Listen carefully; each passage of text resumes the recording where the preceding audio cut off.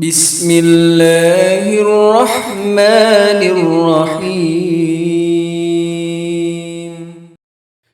Assalamualaikum warahmatullahi wabarakatuh.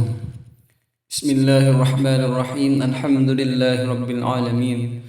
Wassalatu wassalamu ala ashrafil anbiya'i wal mursalin Sayyidina Muhammadin wa ala alihi wa sahbihi ajma'in. Amma ba'd. Sahabat channel Kalam Hikmah yang insyaallah selalu dimuliakan oleh Allah Subhanahu wa taala. Kita sebagai manusia mempunyai aktivitas ataupun pekerjaan di kehidupan sehari-hari, yang mana pekerjaan itu membuat badan kita menjadi capek sehingga tubuh kita memerlukan waktu istirahat, yaitu tidur. Namun dalam Islam, tidur tidak hanya bisa membuat ketenangan, tapi juga bisa menimbulkan kegelisahan atau bahkan kegilaan. Dengan tidur yang cukup bisa membuat tubuh kita menjadi optimal di saat melakukan aktivitas. Namun kualitas tidur yang tidak baik berlebih ataupun kurang, itu justru bisa membuat badan kita menjadi mudah sakit ataupun gampang letih. Nah, salah satu penyebab kualitas tidur kita itu buruk adalah tidur di waktu yang tidak tepat. Ada 3 waktu tidur yang dilarang atau makruh dilakukan dalam agama Islam. Pertama, tidur setelah salat subuh. Telah menjadi bahan bincangan di kalangan masyarakat bahwa tidur setelah subuh mengakibatkan sempitnya rezeki, atau mereka menggunakan ungkapan kata, jangan tidur di pagi hari setelah subuh, takut rezekinya dipatuk ayam. Di dalam kitab Al-Fawaidu Al-Mukhtarrah halaman 590, Habib Zain bin Smith berkata, tidur setelah subuh menghilangkan keberkahan rezeki dan keberkahan umur, sebab berkahnya umat ini ada di waktu pagi, yakni waktu setelah salat subuh sampai terbitnya fajar. Kedua, waktu tidur yang tidak dianjurkan adalah tidur setelah masuk waktu asar. Tidur di waktu ini bisa mengakibatkan berkurangnya daya aktif akal manusia. Almarhum al-maghfurlah Kiai Haji Abdullah Maksum Jauhari, atau yang biasa kita kenal dengan Gus Maksum, pernah berkata, tidur setelah asar selama 40 hari bisa membuatmu gila. Di samping itu, Rasulullah SAW sendiri pernah berpesan, barang siapa tidur setelah waktu asar lalu hilang akalnya, maka jangan pernah salahkan kecuali dirinya sendiri.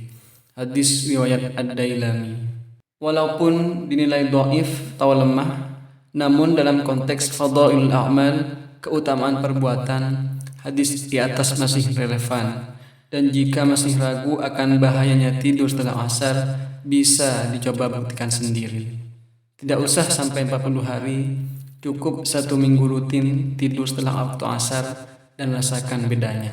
Ada kisah menarik dalam kitab Al-Fawaidu Al-Mukhtarrah.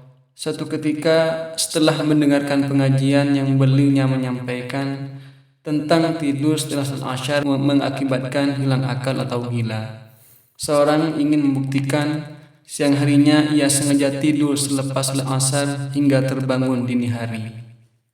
Setelah bangun tidur, ia tidak merasakan sesuatu yang membuatnya gila. Karena merasa tidak terbukti ucapan sang mubalighh, seketika itu ia pergi ke rumahnya.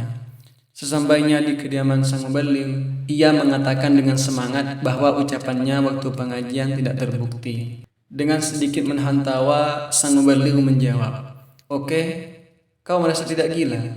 Coba pikir, apakah ada orang segila Anda? Di saat jam segini orang lain pada tidur, sedangkan Anda pergi bertamu ke rumah seseorang hanya untuk mengadukan masalah ini. Apakah ada orang yang segila Anda?" Dengan raut wajah memerah karena malu, ia hanya bisa terdiam mendengarkan penjelasan dari sang mubalighh. Ketiga, waktu tidur yang tidak dianjurkan adalah tidur sebelum melaksanakan salat Isya. Dalam satu hadis, Rasulullah pernah berkata, dimakruhkan tidur sebelum melaksanakan salat Isya. Dimakruhkannya tidur sebelum salat Isya sebab kebanyakan orang jika tidur malam akan sulit untuk bangun, apalagi bangun untuk melaksanakan sholat, sudah dipastikan gangguan setan akan menyerbu. Gangguan setan bermacam-macam, ada yang membuatnya kedinginan hingga merasa tidak mampu untuk wudhu.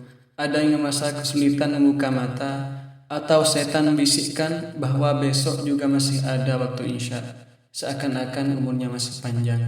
Dan kebesokannya juga begitu, yang akhirnya menjadi kebiasaan. Karena sesungguhnya setan dengan segala cara menumbuhkan di dalam hati umat Islam agar supaya meremehkan salat. Demikianlah sahabat 3 larangan tidur di dalam Islam. Semoga kita mampu untuk tidak tidur di waktu-waktu tersebut. Amin amin ya rabbal alamin. Semoga video ini bermanfaat. Jangan lupa untuk like, komen, dan subscribe. Terima kasih. Assalamualaikum warahmatullahi wabarakatuh.